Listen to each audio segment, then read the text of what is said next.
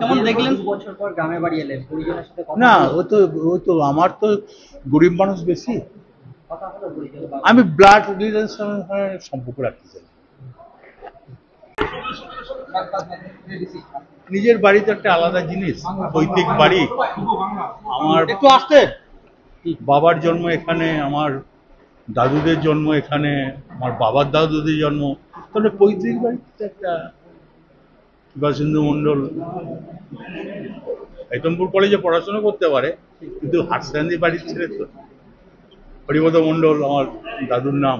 এটা বিরাট ব্যাপার আছে। দাদা পুজো 4টে দিন আপনি কিভাবে কাটাবেন এবারে?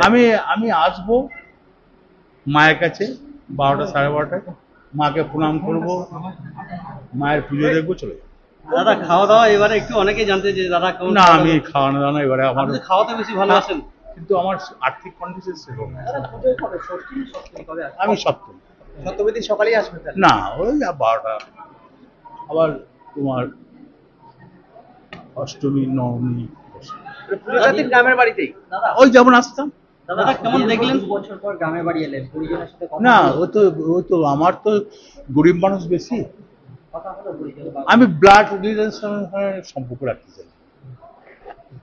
ঠিক আছে, আসতে দাদা, আস্তে আস্তে। দারুণ আনন্দ, দারুণ। কথা হলো? হ্যাঁ, কি বললো? কথা কি বললো, কেমন আছো সব? ঠিক আছে, আমরা হ্যাঁ ঠিক আছে। কতদিন পর দেখলেন? এই তো 2 বছর পর। হ্যাঁ, কে কে এসেছিল? তা জানি না আমরা। আপনার নাম? আমার নাম রাধারানী খান্ডা।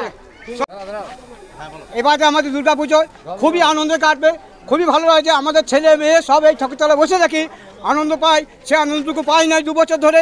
এবার আমরা খুব আনন্দ করবো এবং খুব আনন্দ করব। হ্যাঁ, এইটাই আমরা চাই। আমাদের গ্রামের মানুষ গ্রামে ফেলে এসেছে, আমাদের পাড়ার মানুষ পাড়াতে এসেছে। আমাদের এর থেকে আনন্দ আর কি থাকবে? আপনার নাম? আমার নিরোধ বাগ জামান।